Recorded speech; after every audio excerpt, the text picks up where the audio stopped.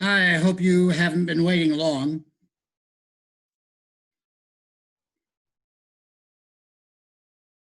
I show you as connecting to audio.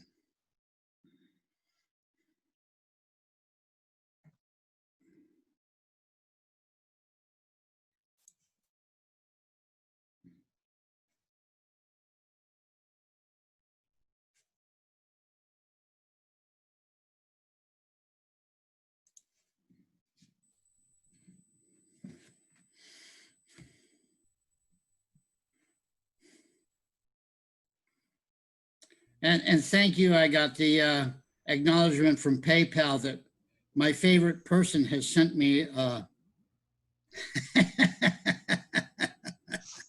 Thank you. gotta figure out how to change the counts on it, but I'll do it. All right. Well, it's I'm still getting my money. That's all I care about. That's what I care about. Yeah. Okay. Now Teresa apparently is having some trouble logging on or connecting to audio.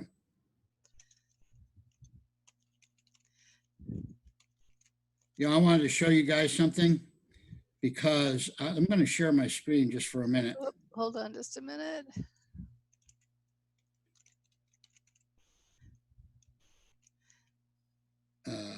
Share screen. Okay. This is something. Where'd it go?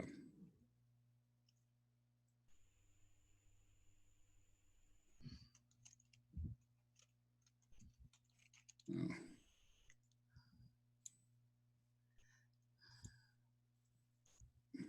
Oh, this is it. Well, first I'm going to share this. Sharing, sharing, sharing. Come on. Come on, baby. There you go. And you can see that. But I was also, this is my backyard. All the woods.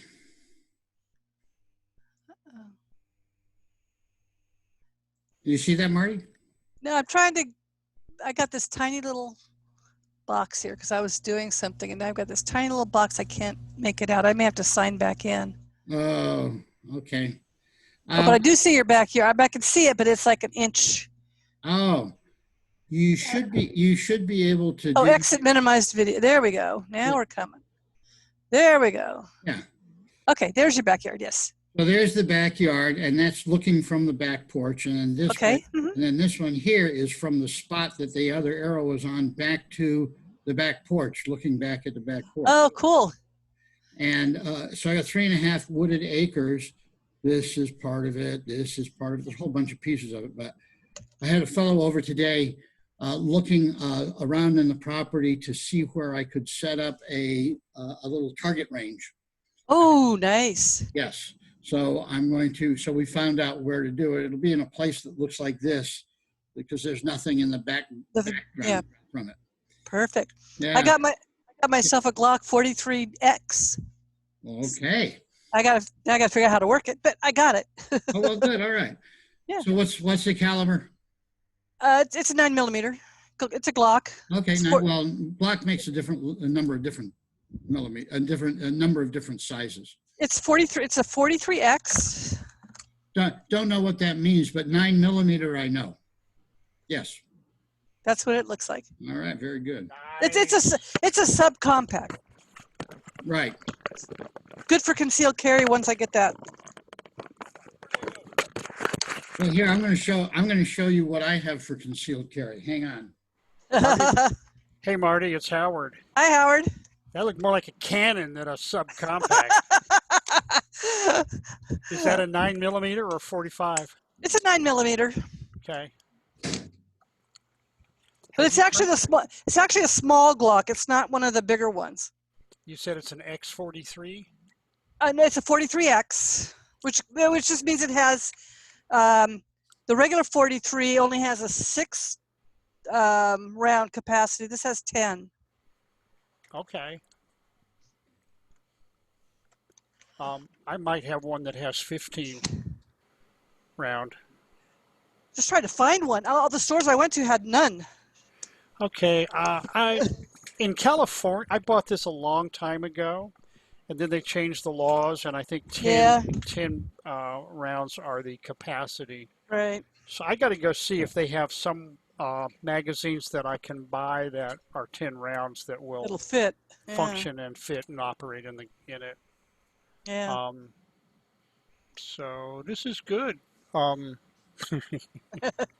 I thought I had lost it. You know, I went to Flag and couldn't find it when I got back. Oh, no. And somebody gave me a mattress, and it turned out it was under the old mattress. What do you Oh, know? where, of course, where else would you put it? I know, I know. I thought I'd put it in my attic, because I mean If it you would had an take attic. a step ladder to get up there. Mm. It was very. Uh, I'm impressed. That thing looked huge to me. That's not That's the because concealed I put it way carry. up here. Oh, maybe so. Maybe so. Yeah, I guess you put the closer you put it to the camera, the bigger it, I guess it looks. Yeah, but if you look at it this way, see how Oh yeah, that looks that's much my smaller. hand. Yeah, Yeah, that looks like my carry gun. yeah. All right. But I can't figure out how to get the slide to stay back. So I don't know. Okay, what you do is eject the magazine. There's a It magazine. is. It's gone. Yeah, I can do that. Okay. Then pull the slide back, Yeah. and there'll Like, be a uh-huh. lever that you push up, and that should lock it back. Yeah, but I'm trying to find that that lever doesn't seem to work because Okay. I can't seem to lock it open. I'm gonna have to have my boss do it. Can you eject the cart? I suppose you have a cartridge in the chamber. I could pull it back and turn it Eject over, it. Pull it like back. like that, but I can't lock it open, which is Right. Well, I thought that yeah, there is a little lever to push up, it and you should have be to have an right empty. here. Should be right there, but I can't push it up or do it. So I got to figure it out. There is a little notch, and you have to set it in the little notch on the side of the slide. There'll be a little notch, and you have to locate that and then push up the lever. And I don't know. I am not the expert that you might think that because I know some of the jargon. But anyway, have you trained at front sight, Marty, yet?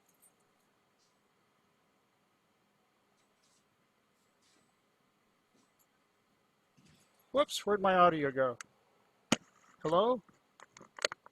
We can hear you, Howard.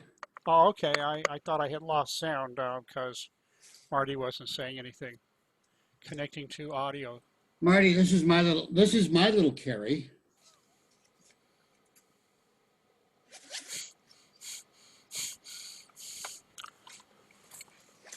It's called a pocket pistol. Uh-huh. Is 380. that a It's a 380. wow. That's a 380, okay. Yeah, it's a small version. It's a Smith & Wesson Bodyguard, it's called. But I'll tell you, I'm going to show you my favorite gun because I'm about to go sell it because it's an antique. Oh.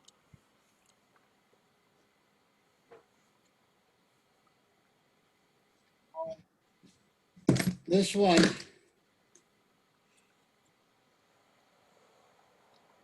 I had to put on gloves to handle it.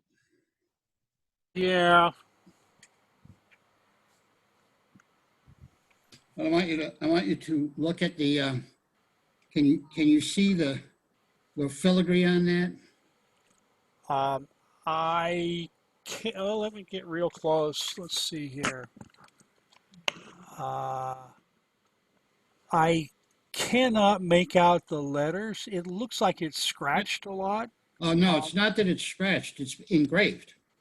Oh, That was engraved in 1945 in Germany. This was a pistol that was carried by Edward F. Ballhorn. He flew P-51 Mustangs over Europe during World War II. This was his ankle holster or ankle weapon that he kept with him. And when wow. he got to when he was in the occupation in Germany after the war, he said, engravers were like, they were working real cheap because there was no work around. So he hired one of them to put all of this nice, very pretty filigree on it, and the ivory handles, which you cannot get anymore at all. Oh, So, yeah, yeah. and so I've run a few rounds through it and busted the barrel because it's not strong enough to handle modern ammunition. So I got a new barrel put on it and have not shot anything through it since. So I'm going to go down and see a local gun store, see how much I can get for it. Okay. I wonder, so you would need some kind of a weaker, lesser load in your cartridge, I would assume. Yeah, I would think so. But, you know, getting ammunition for it would be difficult. And I'd rather just get regular ammunition and go buy myself a modern Pistol? modern pistol that can take the ammunition. Yeah, sure. That's understandable. Which is kind of why I got this one, because it's a 380. Because I got a whole bunch of 380 ammunition. Aha. So, Very good. but this one is so tiny; it's very difficult. I mean, you put it in your pocket, but when you pull it out, it's only good for very close work where you can't miss. How long is the barrel? About 4 inches. Okay. So, anyway, The longer the barrel, the greater the accuracy with the handgun. yeah, absolutely. All right. Well, Teresa, I see that you came and There you she left. is. Oh, here you are. Okay. Cool. All right. Anyway, this whole thing started, Howard and Teresa, because if you look on your screen, I've shared screen of what my property looks like. I have 3.5 wooded acres. This is the view off the back porch. Oh, man. And then this is the view from that spot back to the back porch. And then here's just a couple other shots of a couple other areas. And I had a fellow over here today who's was a certified trainer for the NRA on gun safety and stuff like that. So I had him over to see if we could find a place where I could set up a little firing range and not be dangerous and all that kind of stuff. So we found a spot kind of similar to what you're seeing on the screen. And it's beautiful, John. It's just so incredible. Thank you. Thank you, guys. Okay. Well, come here to Oregon and turn us back into a red state, would you? Yes. I might be coming sooner than you think. I don't know. California. Well, we know what. Never mind. California. Are you guys still? John went away. Well, hi, Teresa. It's Howard. Hi, Howard. Hello. I hear you and see. Hi. Are you all locked Can you down? hear me? I hear.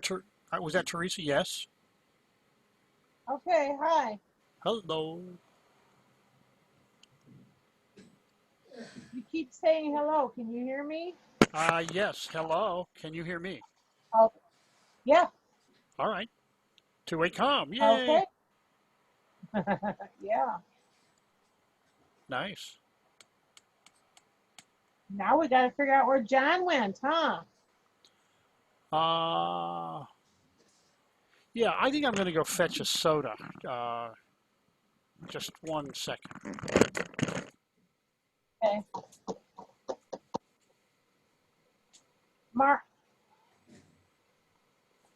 Marty, can you hear me?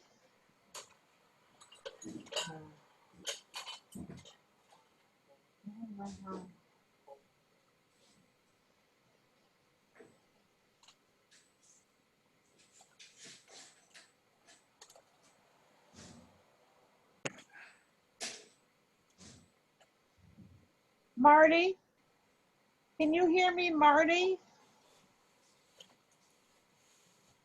Hi, Teresa, I can hear you. Okay, good. I wanted to say something to Marty, but I don't think she can hear me. Yeah, Or I Marty, can't hear her.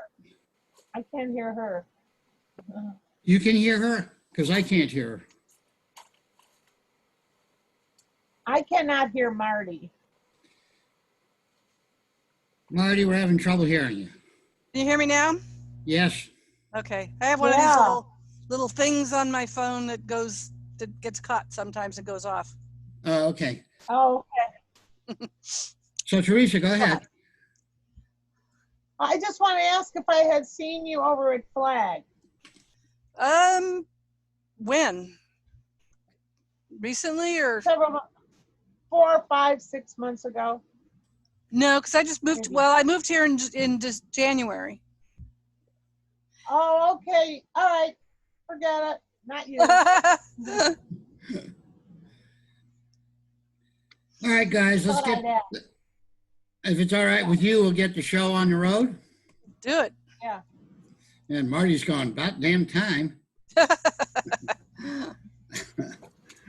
All right, so we are going to talk about Article 1, Section 7.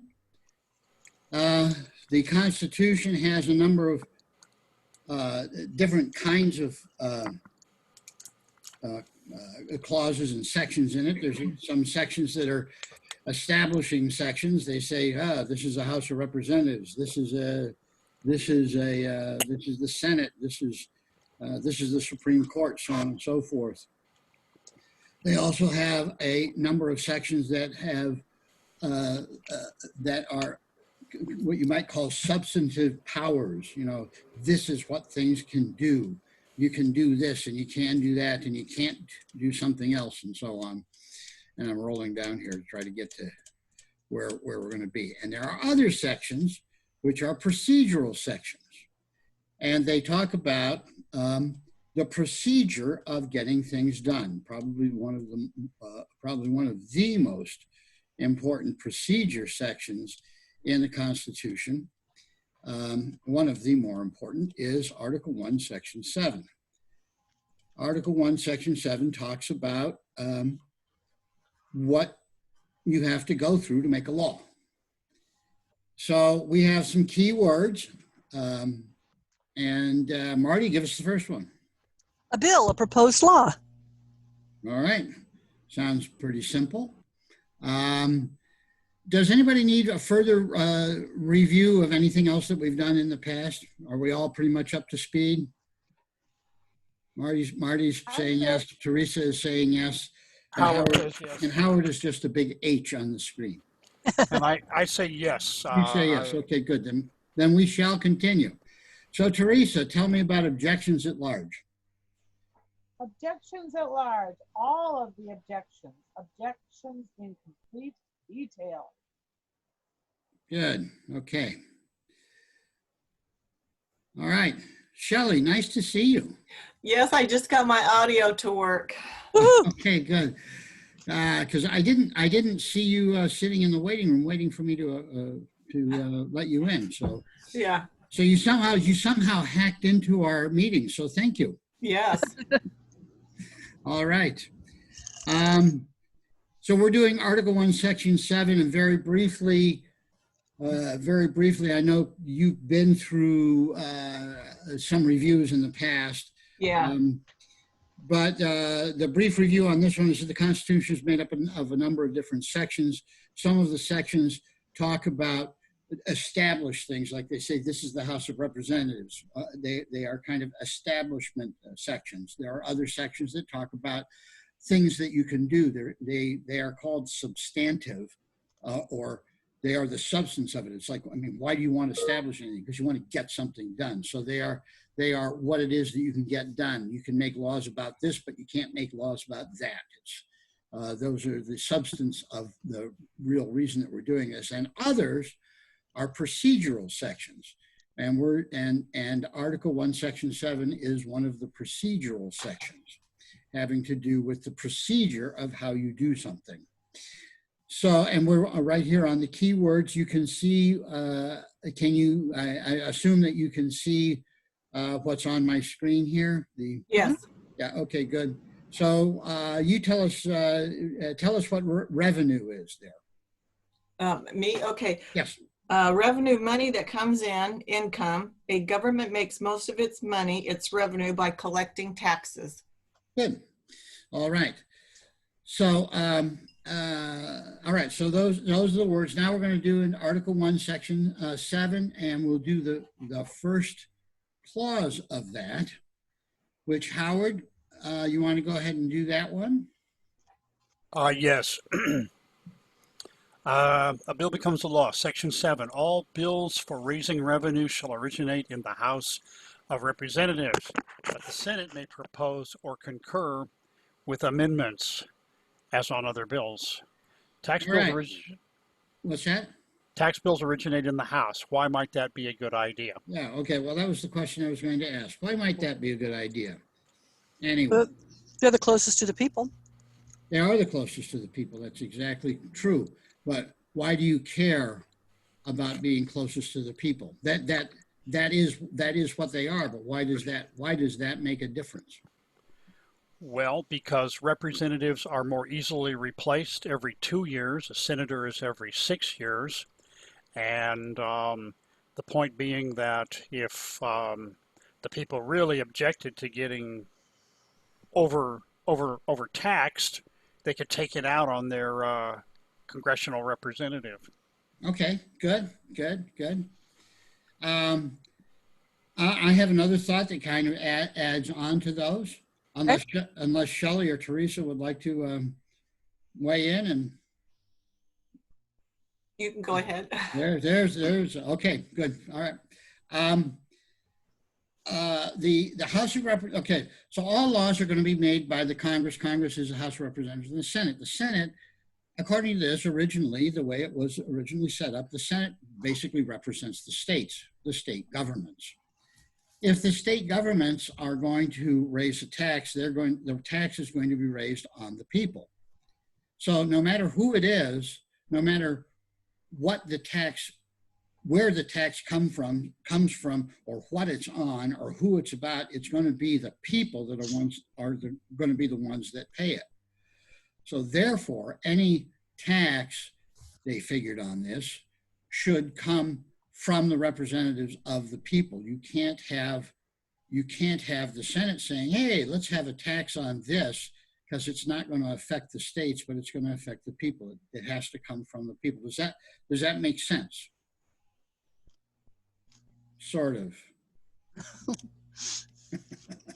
Yes, it does. Okay. All right. But the people in the states pay the taxes. So whether it's the House or the Senate, the people are still paying the taxes. Exactly right. So they want to make sure that The people have the say-so on it. the people are going to be the ones that originate it.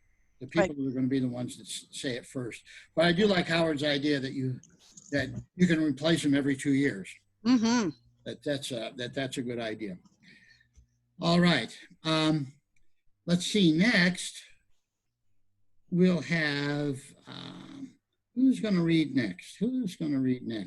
I think it might be Marty's turn. Okay. So this is a rather lengthy piece. Mm-hmm. So there's going to come a point where I tell you to stop. Very good. Okay. I can do that. So every bill which shall have passed the House of Representatives and the Senate shall, before it becomes a law, be presented to the President of the United States. Good. So this is all what we learned in 9th grade civics, is that the House passes it, the Senate passes it, but then it has to go to the President. The President is the one who has to sign it. Mm-hmm. We all know that, and this is the procedure that says that's the way it has to be. So now, when the President gets it, what's he going to do, Marty? Well, if he approves, he shall sign it. But if not, he shall return it with his objections to that House in which it shall have originated, who shall enter the objections at large on their journal and proceed to reconsider it. Good. Okay. So if he likes it, he signs it, right? Becomes law. Bang, that's it. If he doesn't, then he has to return it to the House where it started from. And he has to tell them why he's not signing it. He has to tell them what's wrong with it. and they enter the objections in the journal, and then they reconsider it. Does that, I want to make sure we're all kind of tracking here. Yep. You can almost take, take some bobby pins and pens and stuff and paper on your table and just sort of have the, show where the bill goes and where it goes next and what has to happen to it and stuff. I've had to do that more than once to get this. Okay, Shelley, how about the next piece? If after such consideration, 2/3 of the House shall agree to pass the bill, it shall be sent together with the objections to the other House, by which it shall likewise be reconsidered. Good, okay. And if approved, Okay. Sorry. That's okay. Sorry, I didn't let you know I was going to stop you. Okay. So, that originating House reconsiders it. And if they say, we don't think that the president's objections are worthy, we want to we want to vote again, and 2/3 of them say, yeah, no, this should go through. So then after they've voted on that and they've gotten 2/3, they're going to send it along with the objections back to the other House. And the other House, they're going to likewise consider it. Make sense? Mm-hmm. All right. You want to continue to the end of the sentence? And if approved by 2/3 of that House, it shall become a law. Good. So you don't need the president's signature if 2/3 of the houses, of both houses, think it's a good idea and want to do it. There have been things that have been, it's called override the veto. And that kind of thing has happened in the past. But in all such cases, Teresa, what do they have to do in all such cases? The votes of both houses shall be determined by yeas and nays, and the names of the persons voting for and against the bill shall be entered on the journal of each house respectively. Good.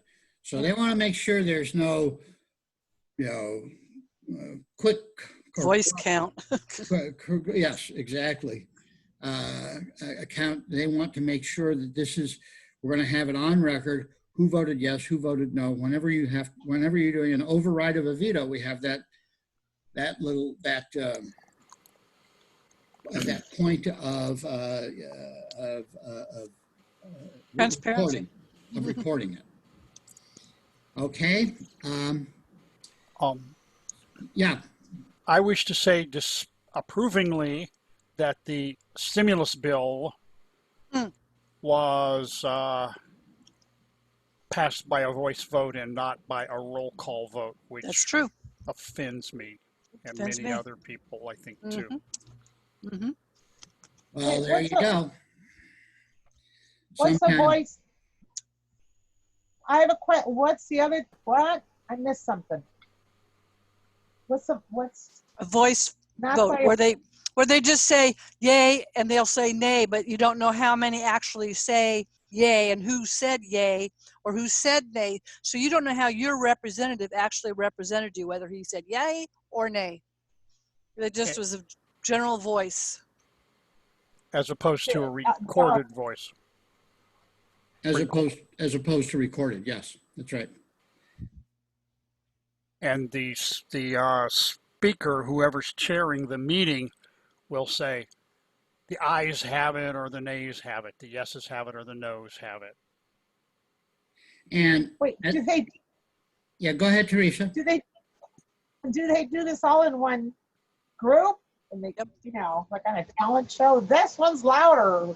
Mhm. Or, Well, there is that. Although whenever I've been watching the voting on the floor on C-SPAN these days, unless it's, but recognize that most of the votes, almost all of the votes that are in that take place are things like naming post office buildings and stuff like that. And everybody goes, I don't care. Yeah, sure. You know, name it for that. Yeah. And it's not a big deal. They go yays or nays. Everybody says yay, you know, and that's it. There's no reason to do that. When I've been watching recently, the few votes that I have watched, they say they will have, okay, we have a 5-minute period or a 15-minute period in which all the members are going to vote. And they go to their desk and they have a little, they push a button and the button goes and gets recorded. And so, so I think that's kind of in place of a voice vote these days, unless you know differently, Howard. But I believe that that's kind of the way they do it. Yeah, Marty. Well, when I was on the neighborhood council, you had to have a roll call vote for anything financial. Okay. Which they don't, which the one that Howard objects to, they didn't. Nancy Pelosi just said, hey, we all said yes. You know, and you have no idea. They go, who votes? Everybody goes, yay!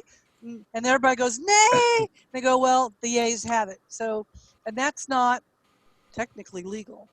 Well, no, because they have to record it in the journal. Well, no, they have to record it in the journal. There's two situations that we've come across where they have to record it in the journal. Okay. Of who said yes and who said no. There's two cases where that happens. One of them here is when you're overriding a veto. That's what we have right here. Mm-hmm. And the other one is in Article 1, Section 6. I'm now going to go back to that. It's either 6 or 5, I think it was. This House shall keep a journal. Okay. Yeas and nays. Well, there's yeas and nays there, but it's...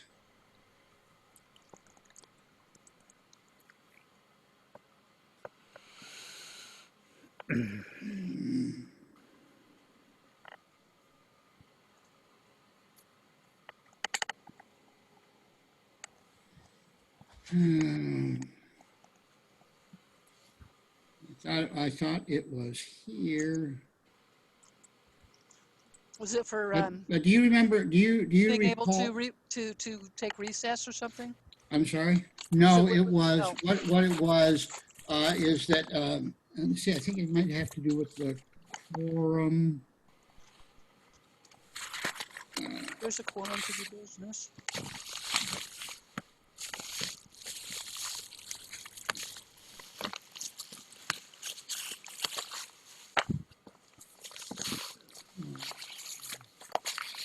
I thought it was in this section, but it might not be. Okay. Well, anyway. Well, you may recall, and maybe I'm a little mixed up, and we haven't arrived at it yet, that there is a point where it talks about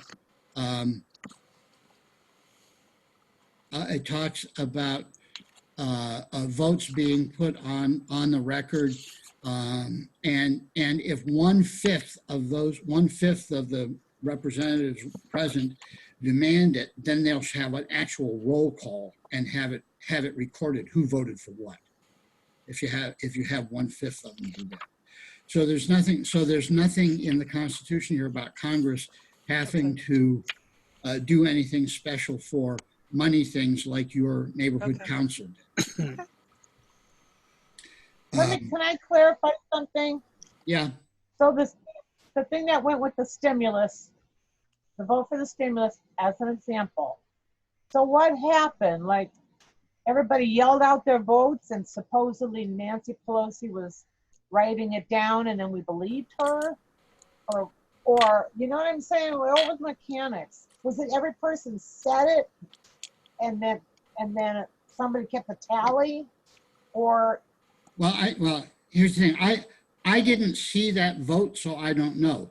The votes that I have seen, the votes that I have watched, like on C-SPAN, have all been votes where they say, okay, we're putting the question up to vote, and you know, the representatives have 5 minutes or 15 minutes to record their vote, and they'll have a big tally board.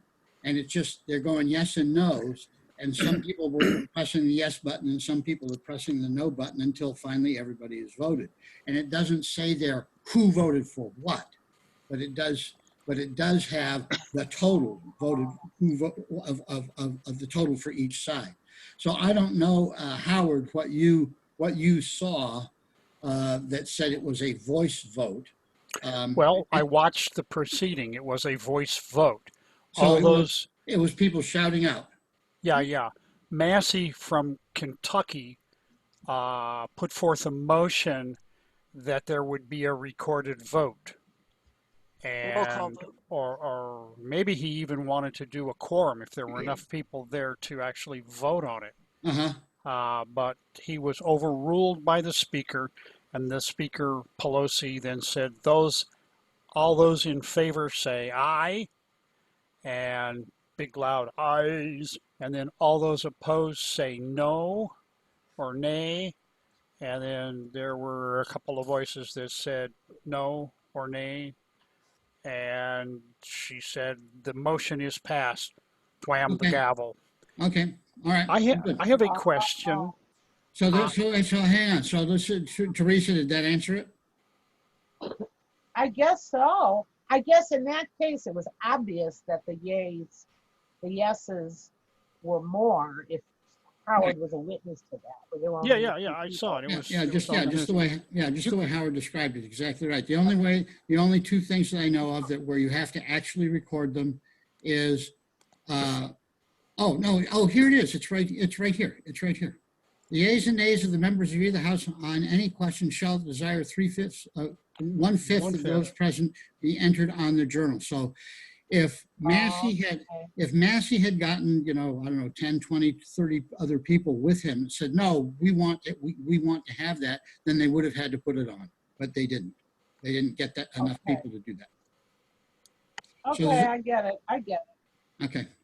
That kind of explains it. I would think that if it was obvious that you couldn't tell the difference between the nays and the yays, somebody probably would have demanded the 1/5 permission to record the votes. Right, because you would certainly at that point get 1/5 of the people, 1/5 of the people who voted against it to say, no, we want to have a real count.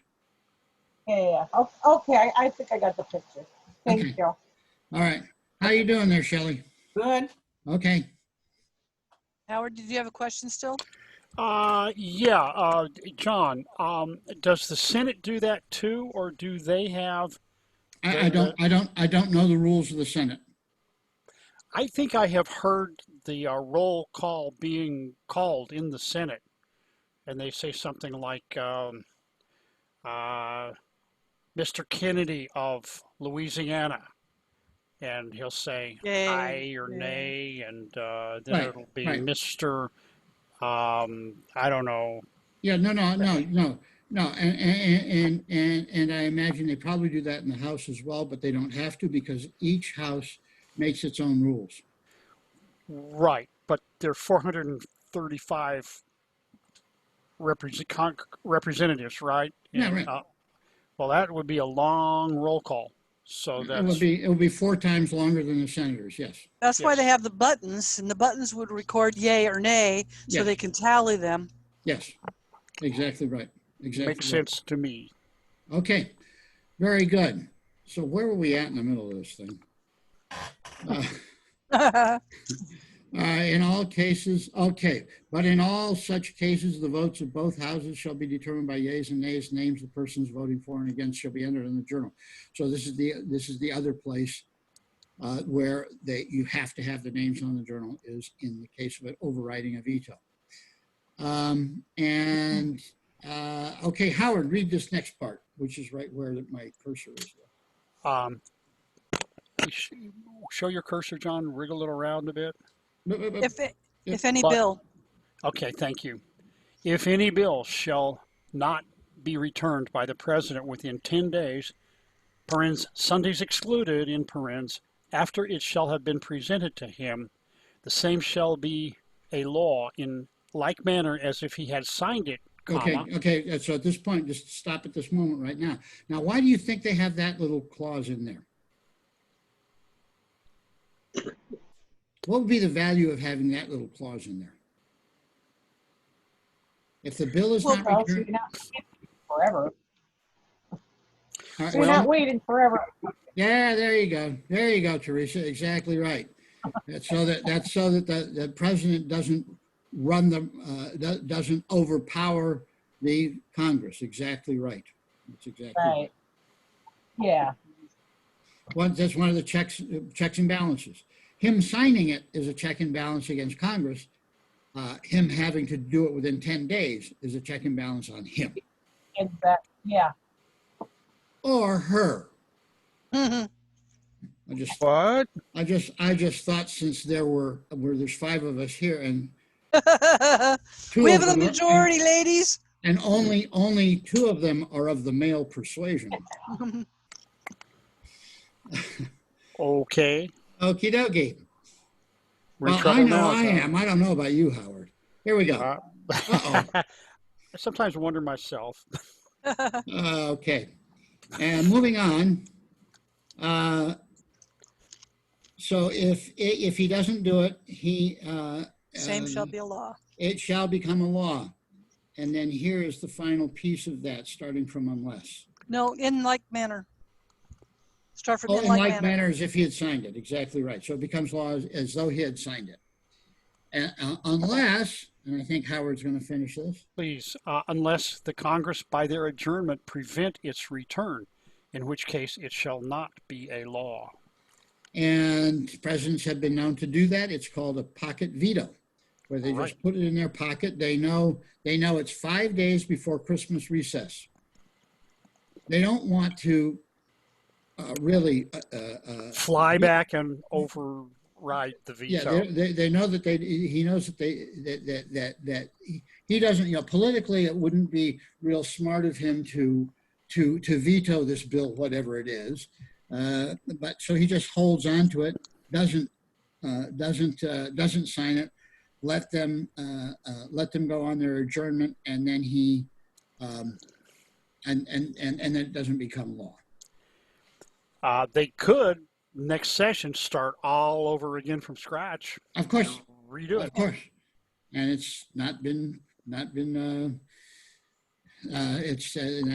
I'm sure that has happened from time to time. All right, next one. Are we all good with that? Yes. Okay. What amazed me on this is that they tried to consider all of the ins and outs, and obviously they can't consider all the ins and outs, but they tried to consider everything that they could on this thing. So now, Marty, the next one.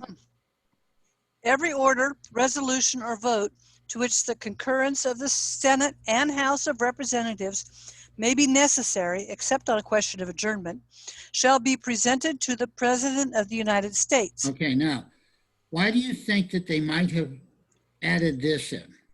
Order, resolution, or vote that needs the concurrence of both of them. Why did they have to say this? I have no idea. Okay. I Any don't even know what ideas? they're saying there. Okay. To which the Well, concurrence. let's put it this way. Let's say that the Senate and the House of Representatives get together and they say, we really want to pass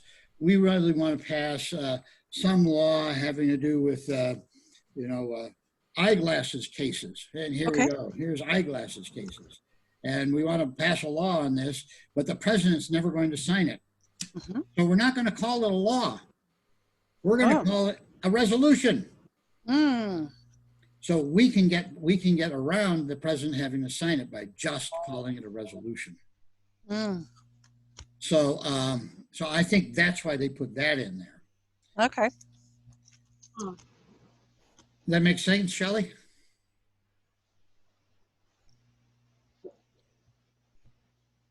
Kelly seems Shelley, does that make sense? okay.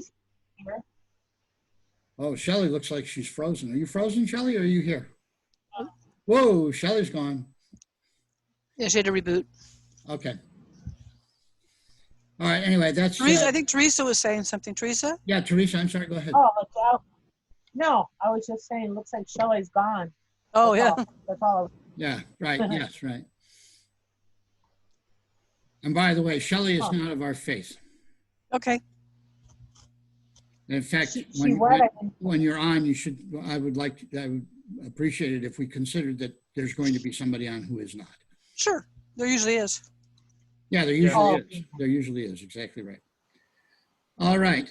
So every order, resolution, or vote which requires the concurrence of the both of them has to be given to the President of the United States. And I guess. Question there, John. Yeah, go ahead. They make the House and the Senate make laws. They also do orders and resolutions and stuff. What's the difference there between all that? I think that what that is they were just covering all their bases in case they said, oh, well, let's not call this a law. I mean, Okay. there's going to be a law, but we just won't call it a law, and then we don't have to go through this procedure. Okay. Huh. I think that a resolution starts differently than a law. It would be something like, be it resolved that. Right. Right. And I don't know how laws are presented. I don't. Well, quite often, I think resolutions are things like naming post offices. Okay, sure. You know. All right, so we're at this semicolon. Who's reading? I think. Yeah, you want to continue? I can. Okay. And before the same shall take effect, shall be approved by him. Or being disapproved by him shall be repassed by 2/3 of the Senate and House of Representatives, according to the rules and limitations prescribed in the case of a bill. Right.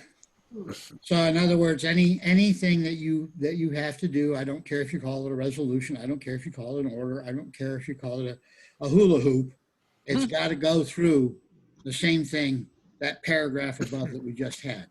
Mhm. All right, that's the procedure. Whoop. We're good with this? John, you just about wiped us out there. I did? Yeah. Okay, you're Got back. all static. Yeah. Oh, did I disappear? You're No. garbled.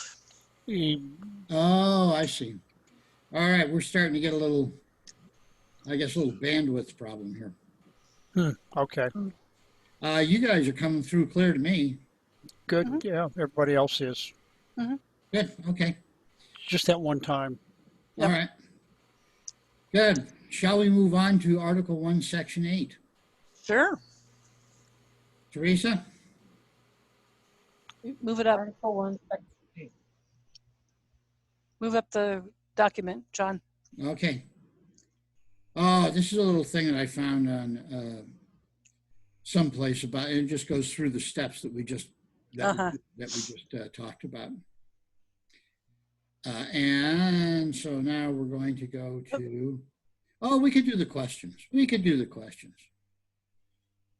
Which house of Congress originates tax laws? The House. Yep. Agree. All right, good. Yeah. After the House and Senate both pass a bill, what happens before it becomes a law? President has to sign it. All right. If the president does not want a bill to become law, he refuses to sign it, he vetoes it. What must he do? Write down his objectives Wait a and minute, send it back. Teresa- I'm sorry, Teresa, speak again, please. I'm sorry, Teresa, go ahead. Write down his objections, and send it back to the House, to the body that sent it to him in the first place. The one that originated it. Yeah. Right. Good. Hooray. You guys are getting gold stars on this. All right. How long does the president have to sign a bill or veto it? 10 days. 10 days. Good. And if the president does nothing on a bill in the time limit and Congress is still in session, does the bill become a law? Yes. Yes. Good. Yes. And if the president does nothing but Congress adjourns? Nope. That's correct. Nothing. All No law. right. Teresa's shaking her head. Good for her. Good. All right. Article 1, Section 8. This is probably actually the real meat of the Constitution, because the Constitution was set up to have this national government take care of certain things that the states all have in common.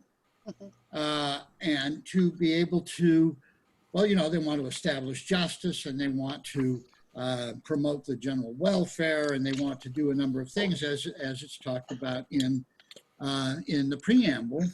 And so in order to do that, the states are going to give to the national government certain powers to do those things.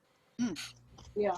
And one of the things, for instance, just lately, a number of people have been complaining about Trump because he hasn't gone in there and shut down the Democrat governors that are keeping things locked down, Not his or jurisdiction. hasn't gone in and made everybody wear masks nationally and all that kind of stuff. Right. And however, constitutionally, he's not allowed to, because when you go through all of the powers that are granted to this national government, wearing masks and public health is not one of them. Correct. So, so he doesn't have the power to do that stuff. They can make recommendations. They can have, they can do studies and discover things and stuff like that, and give recommendations to the states. But it's up to the states to do it. And Trump has been trying really hard to push it back down to the states. Yeah, right. Exactly. Yeah. Same thing, states' rights. He's been trying to respect, say, what would be often called states' rights. Yeah. I've noticed the same thing. Right. That's exactly right. Now let me go on to let me take a moment and talk about states' rights, Okay. because it's a misnomer. Yeah, powers, not rights. That's right. It is state powers, because citizens and subjects have rights. Like, you know, you have the right to speak. You have the right to Remain silent. you have the right to write what you want. Silent. Unless you're on YouTube these days, you might lose your right to speak. Anyways, I'm sorry. Right. Sorry, I throw that in. You have the right to vote, and those Right. things. Those are all rights. And really what they are is their abilities that the government cannot infringe upon. That's the point of it. It's an ability that you have. Citizens and subjects have these abilities. They're called rights. When a government has an ability, it's called a power. So you have a police power. You have the power to tax. You have the power to make war. You have the power to put somebody in jail. These are powers. These are things that governments, that states can do. When the Constitution was started, each state was its individual state, and they all had powers. They had powers to do everything that a state should do. But they said, you know, there's some things that it's better that we do these things, we take these powers and do them together. And so we're going to give those powers to the government of the United States. But we are going to retain to ourselves these other powers. So when you're talking about states, well, when you say states' rights, first of all, what that does is denigrate state powers. It's saying it's not a power. It's saying that they're a citizen or a subject of this larger thing. They are subservient to it, and they have these rights. But that's not the case. The case is they have powers, the more that people say that they have state rights, the more that people talk about rights of states, they are making them less able to exercise them because they've misnamed it. Does that make sense, Teresa? Yeah. Particularly, okay, Yeah. good. So anyway, when people say states' rights to me, it got to the point when I, you know, because I've been running a local constitution study group for years and years and years here.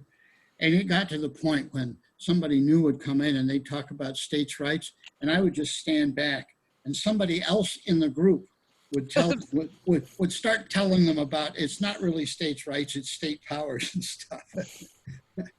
And I'm stood in front of the county commissioners and talked to them about the powers of the county and stuff, and it's not county rights, it's county powers and so on. But anyway.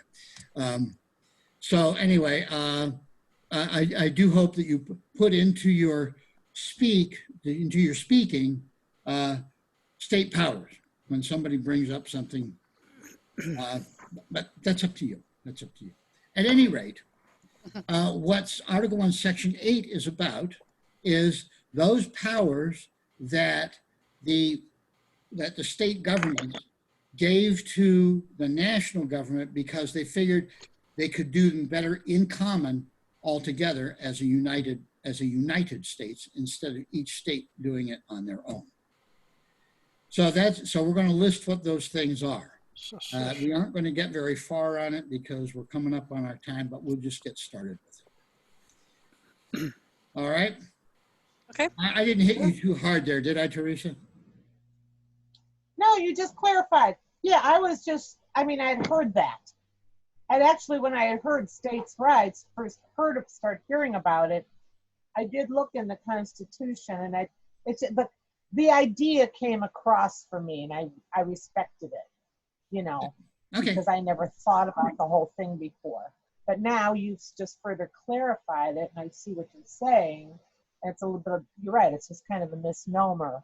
But it actually did help me when I first heard about it. I never thought about that before, you know. So I was just repeating what I've heard, you know, the concept. But it is a misnomer. Okay, yes, correct. Thank you. Yes, that's right. No, we're good. We're good. Yeah. All right. Oh, we got a lot of words. Oh, my goodness. Maybe All right, next time. Marty, give me appropriation. Appropriation, an amount of money set aside for a specific purpose. The act of setting aside the money. Good. Okay, that's appropriation. We're actually all pretty much familiar with that. Secession is to give up rights or land. That's Or just session, not secession. Not secession. Session is to give up rights or land. We're going to run across that here. Teresa, duties. Duties, a tax. When a product crosses the border of a country, you may have to pay a duty on it. Good. Now, Okay. excises goes right along with that. So you go ahead and do that one too. Excise is a tax paid on products manufactured, sold, or consumed within a country. It's like a sales Okay. tax. Yeah. And distincting from that, what is an impost? A duty on products coming into a country. Good. Impost, Okay. expost. So they're all kinds of taxes is what they are. They're taxes on Yeah. they're taxes on the transmission of goods or services from one hand to another. Okay? Yeah. And lay, go ahead, give me that one, Howard. Okay, lay, parents taxes, to establish taxes by legal means. Yeah, that's all it means. It's just a different word for to establish a tax. Right. Question regarding excise taxes. Yeah. If you're bringing, say, a watch from like a tax-free zone right before you get on the airplane, Yeah. how can they do that? Well, how can they have a tax-free zone? Yeah. Because the taxing authority has decided that we want to favor this particular thing, and we're going to allow this to happen without having to have a tax paid on it. So it'd be the U.S. government that decides that? If it's U.S. taxes, yes. Okay. So if I buy the Rolex watch and I get on the plane and I buy it in a duty-free zone, then I got to pay taxes.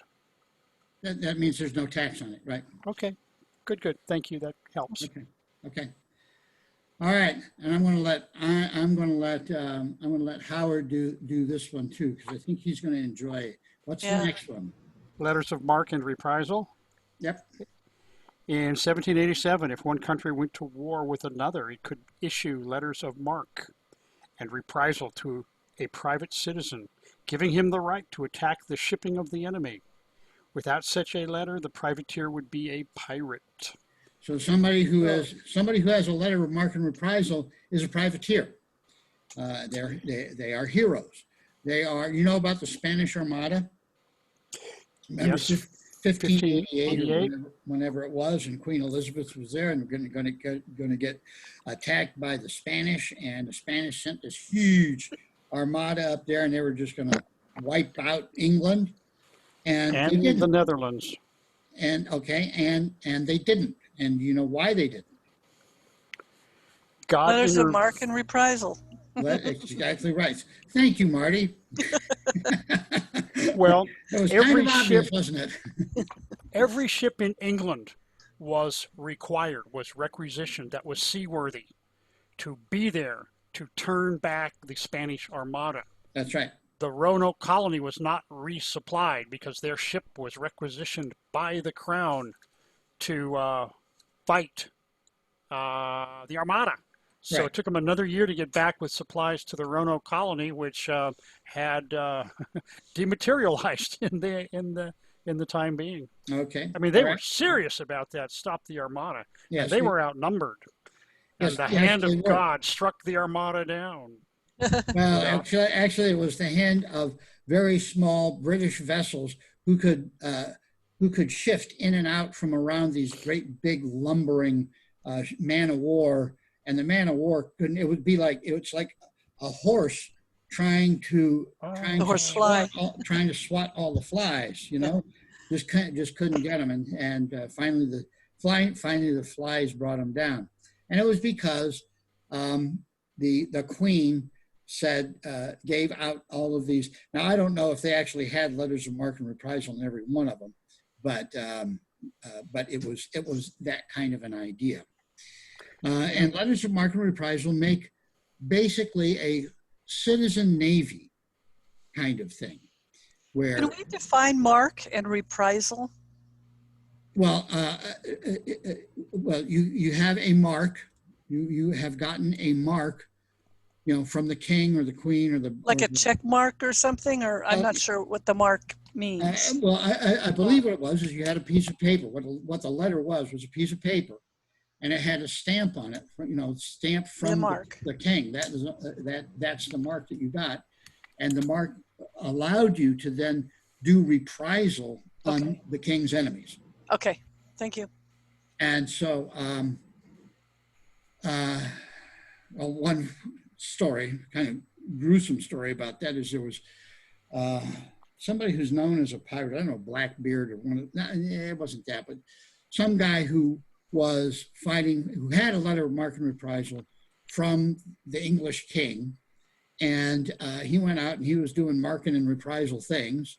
And then, of course, he didn't know it, but a truce was signed, so they were no longer at war. And then he attacked the shipping of the enemy, and brought his prize back to port, and was then tried and hung as a pirate because it was after the war was over. Jesus. But he didn't know that the war Yeah. was over. I think it was Sir Walter Raleigh, the guy who put his jacket down for the Queen. I think that he's too early for that. I think that it was in the 1600s. But at any rate, it's a fun story for those who like blood. So anyway, but letters of marque and reprisal basically make a citizen's navy, and that's what it's for. Oh, It's to make cool. kind of a citizen's navy, which leads us directly into the next one. Which, Marty, you're going to take us up on. What's the next one? A militia, Yep. a military force made up of civilians who have other jobs too, a non-professional military force. So it's sort of like those who have letters of marque and reprisal, but they are on land instead of on sea. They are fighting for their homeland. And the militia has gone on since, I mean, we've had them in America since the very beginning. All of the colonies had them. And it would be, I mean, you can read about them going out onto the Boston Green and drilling because they're afraid that the British are going to come in the 1640s and take their charter away from them and stuff like that. So that's militia. Next one is naturalization. Teresa? Naturalization. What a person who is not a citizen has to go through to become a citizen. Right, because we have natural citizens. Those are people that are born in the country, of parents in the country, and those are citizens, and they are natural born citizens. But if you're not a natural born citizen, you can become naturalized to make you a citizen as though you were natural born, although you're not natural born. Does that make sense? Mm-hmm. Yes. Okay. All right, tribunals. I think Howard. Okay, tribunals, courts of justice, places of judgment. Good. This is all right. That's good. Oh, that's the end of that, and we are right about at 5 o'clock. So, all right with you if we end at this point? Sure. No, I want to go on. Hey, it's 5 o'clock somewhere. Yeah. I have a comment about Shelley. And just, has she been around for a long time or is she brand new? I have no idea. I just hope Shelley? she didn't get Shelley is a local lady. She has, when I did our local Constitution study group for a brief time in the library, she is one of the people that came in, sat in on one of the lessons, liked it, and was on she put onto my mailing list, and then she's off my mailing list. But she writes me every once in a while and says, "Are you still having meetings? When's your next meeting?" Stuff like that. So I don't know how she got in because she didn't come in through the waiting room. She came in while you were away. Oh, okay. All right. Well, good enough. I felt bad for her, that's all. You did I what? remember, earlier, I felt bad for her. Earlier on, I noticed her just sitting there like that, she didn't really, so I just feel bad, that's all. That's why I thought I would ask. Yeah, no, I agree. Overwhelming. Yeah, I agree. I don't know her that well. I just know her from the one or two meetings that we had in the library, and that was right before the COVID fiasco. Nonsense. So, and but still, she writes me every once in a while. I'll probably write to her after this and say, hey, it was good to see you there. Sorry you had to leave early or whatever. I had an experience. I was on another Zoom call earlier where one of the members, his thing froze up, and that seemed like what happened to hers, and where he actually had to reboot and come in. I thought she was going to come back in, but so Right. maybe just Let her know she can reboot. Yeah. What were you going to say, Teresa? I was just going to ask, I read your first booklet, What is a Republic? Uh-huh. What is the next booklet that I should get? And I'll write that down and I'll get it soon. Oh, well, let's see. Anybody have a suggestion? Oh, actually, Marty likes your rights. Do you have the Constitution Study Guide? You asking me or I'm asking you, Teresa. No, all I have is the first book, What is a Republic? That's all I bought. Okay. I need to interrupt. May I please? Teresa. No, you may not interrupt right now, Howard. She asked me for my recommendation. I'm going to recommend that you get the Constitution Study Guide. That's what we're going through. Okay. I sent you. Hang on. I want to get the acknowledgement from Teresa. Teresa, Okay. that's what I suggest. You can take my suggestion or not. Okay. Now, Okay. here's what I want to say. Wait, stop it. Everybody stop. I didn't actually hear you clearly because she was putting all the pictures up. And I was fine. Okay, I'm going to So stop. what's the name of the booklet? Constitution Study Group is the name of the booklet? It's the Constitution recommend? Study Guide. Okay. Okay. Oh, Constitution. Okay. Thank you. And you're on my mailing list, right, Teresa? Yes. Yeah, okay. So every once in a while, That's your- I send out. I promote that particular book. All But right. you can go onto my Amazon. onto my website. It's yourconstitution.com, and go to the products, and it's like one of the very first top line products is Constitution Study Guide. Okay. All right. Okay. All right, now. Yeah, Can I say go something, ahead, Teresa. please? Hang on, just hang on. All right, we're good. It's Teresa? relevant. Are we good, Teresa? We're good. I am curious what Howard has to say, though. 'cause Yeah, he's like me so- too. I was now going to say, Howard, please, what are you trying to tell us? Teresa, go to your mailbox. Last week, I mailed you a copy of the Constitution of the United States, a study guide, because I had an extra one. I bought one from John, and I bought one good from for you. Amazon. So, Teresa, Oh, perfect. look for that gift I in the haven't mailbox. Whoa, Howard, I why didn't haven't you tell us earlier? Well, I was trying. Sometimes people tell me I'm very trying. How long ago did you mail it out, Howard? I haven't received it.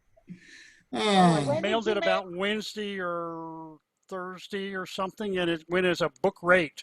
So that they send that out more slowly. It's like $2.29 to mail it that way. First class is like, I don't know, $20. So you're right. anyway, so it's Okay. coming to you. It's Christmas Okay. in August. Okay, thank You are Thank you. welcome. Thank you, Howard. That's very nice. And thank you. and I'm sorry I kept telling you to shut up. I'm sorry you kept telling me to shut up too, Yeah, right. because now I'm not. It was fun. you liked it. You were entertained. Well, I guess it's all perspective. Anyway, All well, right, guys. All right, guys. anyway. I am going to go. Thank you, John. you. Adios. So I Farewell. will talk to you all later. All right. Okay. Ciao for now. See you next week. Righto. Goodbye. Yeah. Good night. Bye. Bye bye.